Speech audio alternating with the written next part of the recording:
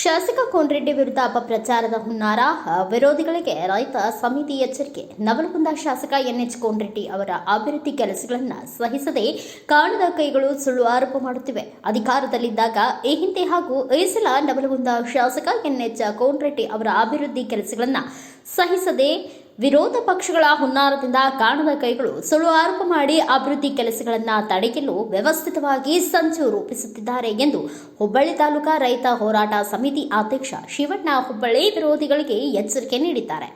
ನಗರದಲ್ಲಿಂದು ಸುದ್ದಿಗೋಷ್ಠಿಯಲ್ಲಿ ಮಾತನಾಡಿದ ಅವರು, ಎನ್ಎಚ್ ಕೋನರೆಡ್ಡಿ ಅವರು ಶಾಸಕರಾಗಿ ಕೇವಲ 1 ವರ್ಷ 6 ತಿಂಗಳಲ್ಲಿ ರೈತರ ಸಮಸ್ಯೆಗಳಿಗೆ ಸ್ಪಂದಿಸಿ ಕ್ಷೇತ್ರದಾದ್ಯಂತ ಚಕ್ಕಡಿ ರಸ್ತೆಗಳನ್ನು ಹೆದ್ದಾರಿ ತರಹ ಅಭಿವೃದ್ಧಿ ಮಾಡಿ ಪ್ರತಿ ವಾರ ಹುಬ್ಬಳ್ಳಿ, ನವಲಗುಂದ, ಅಣ್ಣಿಗೇರಿ ತಾಲೂಕಿನಲ್ಲಿ ಜನತಾ ದರ್ಶನ ಕಾರ್ಯಕ್ರಮ ನಡೆಸುವುದರ ಮೂಲಕ ಜನರ ಮನದಲ್ಲಿ ಉಳಿದು ಇತ್ತೀಚೆಗೆ ಉತ್ತರ ಕರ್ನಾಟಕದ ಪ್ರಮುಖ ಬೇಡಿಕೆಯಾದ ಬೆಣ್ಣೆಹಳ್ಳ ಪ್ರವಾಹ ತಡೆಯಲು ಅಗಲೀಕರಣ ಮಾಡಿ ಅಭಿವೃದ್ಧಿಗೊಳಿಸಲು ಮುಖ್ಯಮಂತ್ರಿ ಸಿದ್ದರಾಮಯ್ಯ ಹಾಗೂ ಉಪಮುಖ್ಯಮಂತ್ರಿ ಡಿಕೆ ಶಿವಕುಮಾರ್ ಅವರು ಸಂಪುಟ ಸಭೆಯಲ್ಲಿ 200 ಕೋಟಿ ಅನುದಾನಕ್ಕೆ ಒಪ್ಪಿಗೆ ನೀಡಿ ಇದರೊಂದಿಗೆ ಮಹದಾಯಿ ಕಳಸಾ ಬಂಡೂರಿ ಯೋಜನೆ ಕಾಮಗಾರಿ ಪ್ರಾರಂಭಿಸಲು ಕೇಂದ್ರ ಸರ್ಕಾರದ ಅನುಮತಿ ನಿರೀಕ್ಷೆಯ ಮೇಲೆ ಟೆಂಡರ್ ಕರೆದು ಈ ಭಾಗದ ರೈತರಿಗೆ ಸಂದೇಶವನ್ನು ಕೊಟ್ಟಿದ್ದಾರೆ.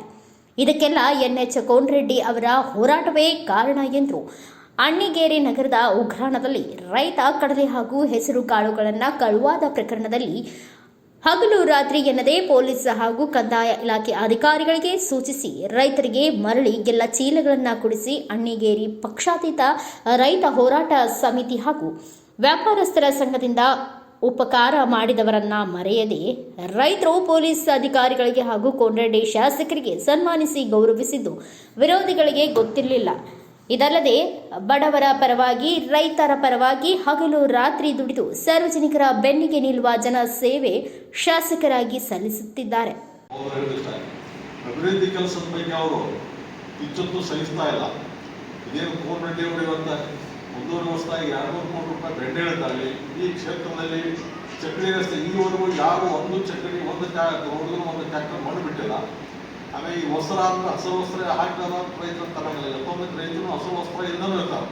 ಸುಳ್ಳು ಅಪಾರ ಕೊಟ್ಟು ಈಗೇನು ಮಾಧ್ಯಮದಲ್ಲಿ ತಮ್ಮ ಪ್ರತಿನಿತ್ಯ ಬಂದೈತಿ. ಈ ಒಳಗಾಗಿ ಒಂದು ಪೀಳಿಗೆ ಕೋನರೆಡ್ಡಿ ಏನು ಮಾಡ್ಯಾರ, ಅದಕ್ಕೆ ನಾವು ಕೋನರೆಡ್ಡಿ ಕೇಳಿಸ್ತಾ ಯಾರು ಏನೋ ಹೇಳಿ ಅಭಿವೃದ್ಧಿ ಕೆಲಸಕ್ಕೆ ಹೆಚ್ಚು ಆದ್ಯತೆ ಕೊಟ್ಟು ರೈತರ ಪ್ರತಿನಿತ್ಯ ಈಗ ನಿಮಗೆ 86,000 ಮಂದಿ ಆಶೀರ್ವಾದ ಮಾಡಿದಂತ ನೀವು ಭಾಗದ MLA ಆಗಿರಿ.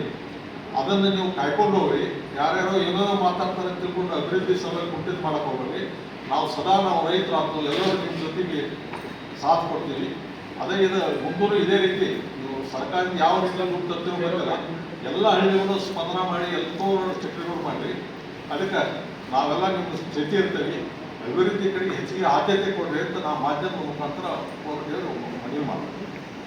ಅವರ ಹೆಸರನ್ನ ಕೆಡಿಸಲು ಯಾರೋ ಏನೋ ಸುಳ್ಳು ಸುದ್ದಿ ಅಥವಾ ಆಪಾದನೆ ಮಾಡಿದರೆ ಅವುಗಳಿಗೆ ಕಿವಿ ಕೊಡದೆ ಇವರ ಕೆಲಸಗಳನ್ನು ಗುರುತಿಸಿ ಅವರಿಗೆ ಬೆಂಬಲವಾಗಿ ನಿಲ್ಲೋಣ.